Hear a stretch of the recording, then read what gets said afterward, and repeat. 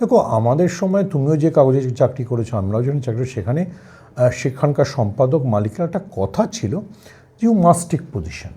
আমেরিকায় প্রেসিডেন্ট ইলেকশনের আগে নেয়ও, মানে আমি আমার মতো করে যতটুকু বুঝি এটাকে সাকসেসফুলি গত 10-15 বছরে রাইটিস্ট পলিটিক্স যেভাবে টার্ন অ্যারাউন্ড করিয়েছে, তাতে তোমার পক্ষে পজিশন না নিয়ে উপায় নেই।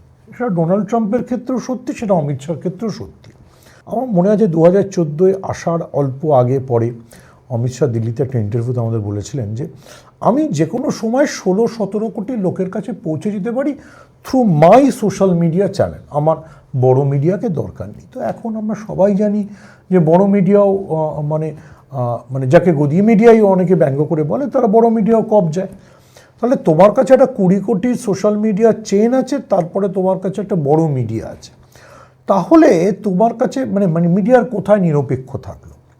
তুমি ইভেন যদি সোশ্যাল মিডিয়া দিয়ে দেখো 2016-তে যখন ট্রাম্প প্রথমবার জিতলেন, তখন এটা খুব হইচই হয়েছিল যে জুকারবার্গ ট্রাম্প বিরোধী যত পোস্ট সেগুলোকে ততটা গুরুত্ব দেয়নি।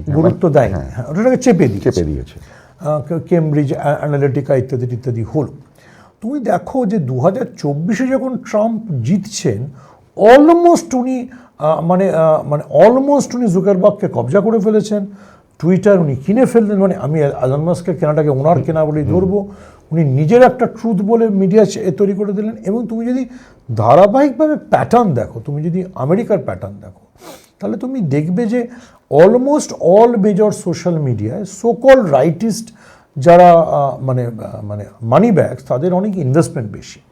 ফলে সেখানে তুমি তো কোনো অ্যান্টি রাইটিস্ট খুব বেশি তুমি ক্যাম্পেইন দেখতেও পাবে না, সেটাকে নামিয়ে দেওয়া হয়। তো তাহলে তোমার জন্য তো সব তুমি যদি so called free social media quote unquote, সেটার যদি এই অবস্থা হয়, তাহলে তুমি ভারতবর্ষের মিডিয়ার পজিশনিং কী করে তুমি বলবে?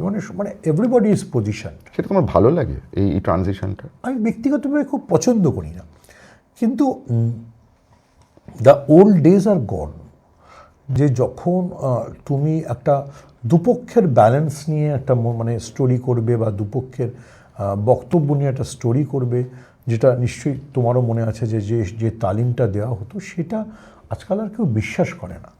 মোর media is more part of a propaganda and campaign.